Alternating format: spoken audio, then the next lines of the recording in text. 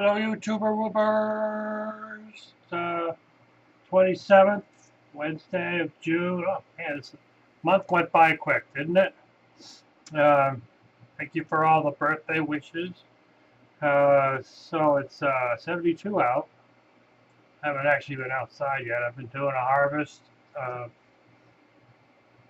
the beauty of having a greenhouse in the house is I could do them wearing my fuzzy slippers and in the buff if I want to. But that day isn't coming up. Oh wait, did it go by? Did I miss Naked Gardening Day? Darn it, that was last month. What was I thinking? Oh wow.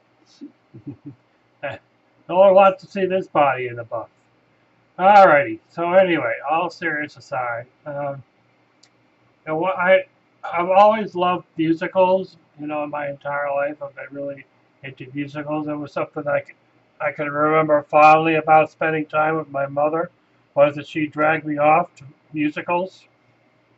So I like South Pacific and Fiddler on the Roof and My Fair Lady, 1776, um, Nutcracker, The Fledermaus, you know, Sweeney Todd. I don't know. I could go through them. I don't have a lot of them on video, but I do have a lot of them on CD for the music. But I just picked up the 1776 on Amazon. It was like $7. How can you beat that? And last year when I was looking for it, it was like 20.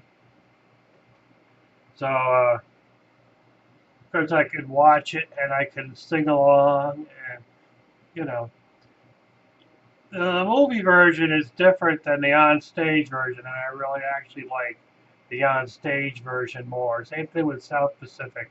I preferred the on-stage version.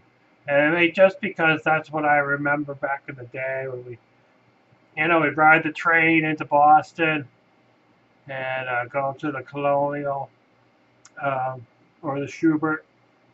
I don't know what they call themselves now, but they're beautiful theaters. So that's kind of what I remember. And I was pondering the 1776 because they talk about the tyranny of King George put on the travelers that were living here, the colonials living here in the United States, the 13 colonies. And, the history books, they kind of glorify things. They don't, back then, now it's probably a little different about what they probably publish. But back then, when I was growing up, a lot of it was sugar-coated. So they really just talked about the high taxes and, you know, control and stuff.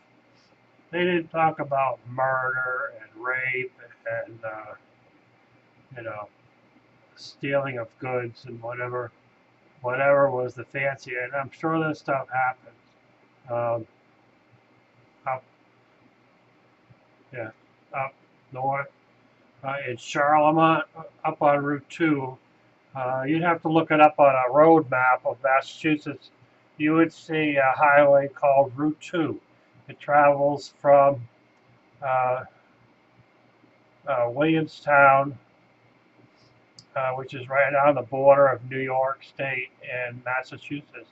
And it goes all the way into downtown Boston. It's an old road that's been there probably since colonial times.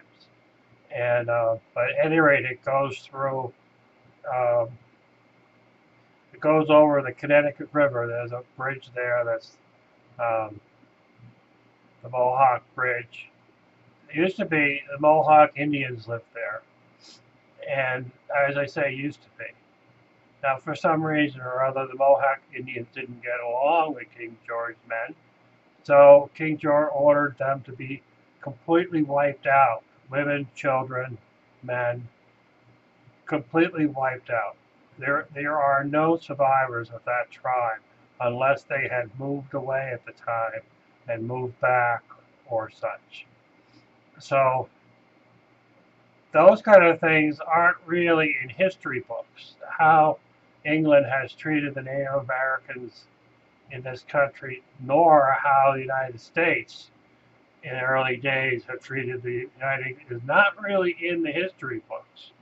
So when they just talk of tyranny and taxes and stuff, you know, when you look at it from what you remember from reading in the quote unquote history books, you tend to wonder, gee, things are a whole lot worse in so many countries around the world now than it was for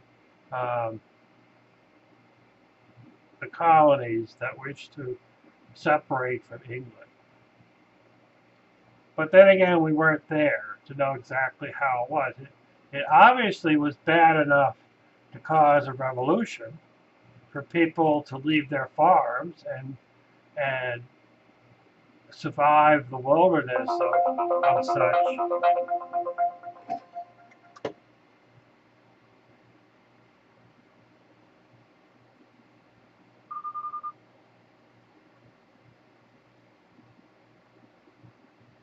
That I have no idea what that is.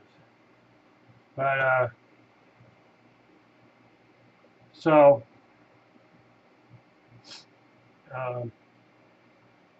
lost my train of thought. You know, we're coming up on the United States. We're coming up on our July 4th holiday, celebrating the birth of our country, the separating from England.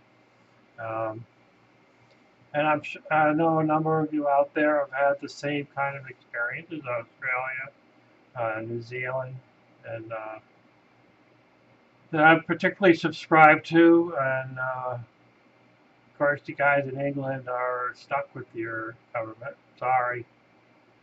But, you know, things are not the same as it was then. So even for the people who live in England, I think they're probably content. As content as anybody else could be. You know, these are perilous times, but I bet it was perilous then too. You know, it's just not exactly in the history books. I can remember in history class that we would have we would see these movies with Walter Cronkite saying, "You are there," and they do a reenactment of the massacre at Bunker Hill, or there actually were quite a few massacres in Boston, and you know there's monuments here and there. You know this stuff happened. It wasn't just because of higher taxes that gave people enough of a reason. You know, you have enough control over people, and they see an out, they're trying to take it. It's the same thing here in the United States. You know, if people lose faith in the government, in the system, they're going to take action in their own hands. If a politician gets up, a known politician, maybe the name begins with a B or an H, and says that you can't trust your government anymore, you've got to take action yourselves, chances are people are going to start signing petitions, which you have noticed if you've been paying attention lately that, you know, ever since the election, some people listen to those kind of speeches and they think, oh, that means they're telling me to get my gun out of the closet, dust it off, and go kill people. Instead of signing a petition and trying to work on things in a peaceful manner. But I'm starting to babble. It's 9 minutes now, and I've babbled too long. So, I don't know if there's anything worthwhile in my discussion. I had a simple discussion. It was only going to take 3 minutes. 3 minutes. And look at the time. Look at the time. It says 9:38. I shouldn't have been talking about South Pacific. That's where I made a mistake. Ta-ta.